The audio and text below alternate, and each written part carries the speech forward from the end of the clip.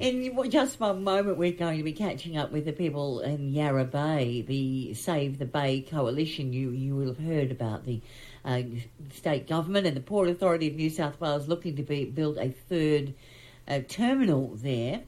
We have a text from Helen. She says, how are the thousands of tourists on these cruise ships going to be moved to the city to enjoy our beautiful city? There's no public transport at the moment. The transport needs to be put in before the ship terminal is built, and you can't add buses to the already busy roads to the city. Well, you'll be interested to hear our discussion coming up. Thanks. It's looking pretty likely that the state government and the Port Authority of New South Wales are nominating Yarra Bay as the place most likely for a third ship terminal. This is for the big cruise ships that are coming in that can't get under the harbour bridge, and you'll see them parked right there in Circular Quay. Well, where are we going to put them? That's always been the point. Philip Holliday, the Sydney Harbour Master, outlined where they were eyeing for a third terminal when Robbie and I caught up with him earlier this year. Yarra Bay is the area just seaward of the existing breakwater for the port down at Port Botany, and there are two sites there. One is, we call it Yarra Bay, so that's closest to the land, and one is Molyneux Point, which is just a little bit further around on the breakwater. So this would be a third terminal. We'd be obviously looking to try and grow the number of ships over time, but in the first instance, we'd be talking around 40 ships a year, something like that, and start to grow from there. And each ship typically comes in at around 6:30 in the morning and sails around 4:30 in the afternoon. That's Philip Holliday about the cruise ship terminal. Saeed, the Mayor of Randwick Council, obviously represents Randwick's view, which also opposes this development. He said that it's important to note that Yarra Bay shouldn't be confused with Port Botany. Sort of gives it a better glow, I think, if you keep calling it Port Botany. It's actually Yarra Bay, which will be destroyed. Sandacon's been there for nearly 99 years or 100 years or something like that. So, I mean, that will go, obviously. And the indigenous people, they've been living there for more than 5,000 years, so, or even 7,000 years, I think. So there's a whole lot more to this argument than what they're saying. And also at the same time, when Peter Collins, and you remember he was on there last year on your program, his ideal situation was to do it at the Garden Island West and maybe even northeast Garden Island. Give you 1,000 reasons why that is definitely the preferred option. Yet they just keep ignoring it. And it's actually New South Wales government land, not federal land.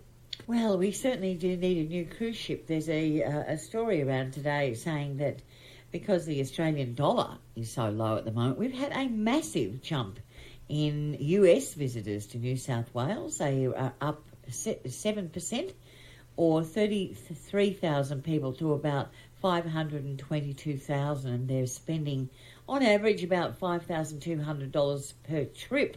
So they are a big bonanza for the economy, but where is this cruise terminal going to go? Save the Bay Coalition had a meeting with the Port Authority of New South Wales late yesterday evening, and to tell us how that went, we're joined by convener of that coalition, Maria Conklin. Hello, Maria. Good morning, Wendy and Josh. How are you? We're well, thank you. What did you say to the Port Authority, and what did they say to you? Well, I think it's fair to say that the consultations broke down yesterday. We sort of saw it as an exercise in government subterfuge and a meeting to do nothing and reveal nothing. So we walked away feeling like it was a complete waste of time. We went into the meeting in good faith, requesting certain information that would allow us as a community to respond in a meaningful way. And we were represented by an Indigenous representative, the president of the Recreational Fishing Alliance, the president of the Yarra Bay Sailing Club that we just heard about, and quite a few residents. And we've been requesting this information for a year now, just basic information about their plans, where they propose to locate the terminal and the wharves. The preliminary environmental assessments that have allowed them to now say that it's technically feasible to proceed with the terminal. or at least to proceed with their detailed business case. But we walked away with nothing. We terminated the meeting. There was no point being there, really. All right. Well, that doesn't sound very hopeful at all. Your point is you're alleging that this so-called consultation is only being used to tick a box. That it's not actually authentic. Is that what you're saying, Maria? Well, absolutely. We thought it was tokenistic. They sort of started. Look, we felt like we were in a sort of utopia or HoloNet because they started sort of outlining their consultation process, which was already in the public domain. We know how what they're doing with consultations. What we asked for them beforehand was, like I said, some very specific information that would allow us to go back to our community of experts. We have scientists and marine biologists and engineers and heritage experts lined up to go through their feasibility, their strategic business case, and show actually show the some expert give their expert opinions about how this is a really dangerous proposal. It's a preposterous proposal to destroy an area of just a beautiful area, an area of great environment significance. We've got endemic species of certain marine creatures. There is so much we want to sort of outline to them, but we can't do that without basic information. But Maria, is there anything that the New South Wales government could have said that would persuade you otherwise? Because in your messages to us, you've said that the government kept saying, we want to start a relationship with you, and your message was basically, I don't want a relationship, I want to stop this, it's ridiculous, it's dangerous, it's environmentally and socially destructive. So from their point of view, you've already prejudged it. What is there to say? Like, what could they say that would persuade you? Well, no, okay, so two things on that. Well, we told them we don't want to partner with them to build the terminal because we know we're getting information every day which shows that it is a really dangerous place to locate a cruise terminal. They would have to build breakwaters. We know this. We've done our own modelling. To build a breakwater, you would basically be changing the wave energy in Botany Bay. This is our busy port. You can't do anything that would actually affect commercial shipping. And the way we see it, that building a breakwater, doing that sort of work would actually be very dangerous. We're hearing new things every day. For example, we know that there are fuel pipelines where they propose to dredge. And we know that if they're doing their market soundings, they're sharing all this information with the cruise line industry. But we know it will be a very poor return on investment. We just heard from Philip Holiday that they're only going to use it for 40 ships a year, and the cruise season's only a few months a year. This will be a really expensive infrastructure project. They're saying half a billion. We reckon it's more like $1 billion. But obviously, Maria, the government must think it must stack up for them economically. I mean, I was just talking there about tourist numbers. It's an interesting one, isn't it? I mean, Tony has sent us a text here saying, well, this is a classic Sydney story.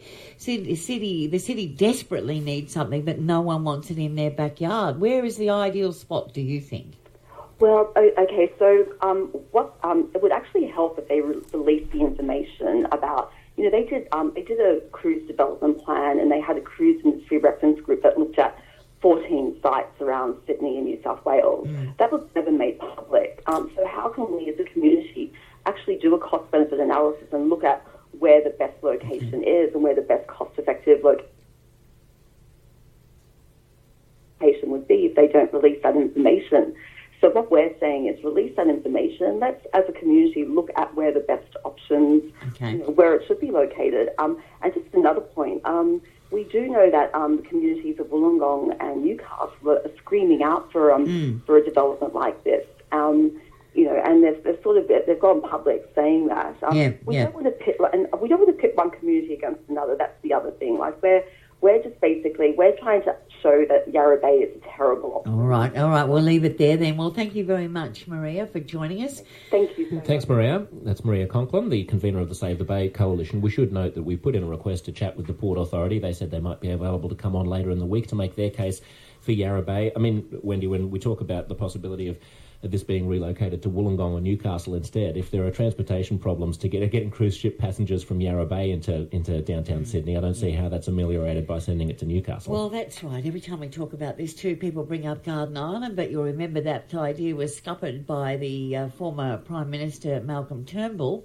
Daz says on the text line, how lovely. I've just booked my cruise of a lifetime and I'll get to see the magnificent Opera House. Not. What are these big petrol tanks? Disappointed. Hashtag disappointed. And another one, Brian in Balmain says, can you imagine the hashtag disappointment? Anticipating the beautiful Sydney Harbour, the bridge, the Opera House, only to wake up to a fuel terminal and containers.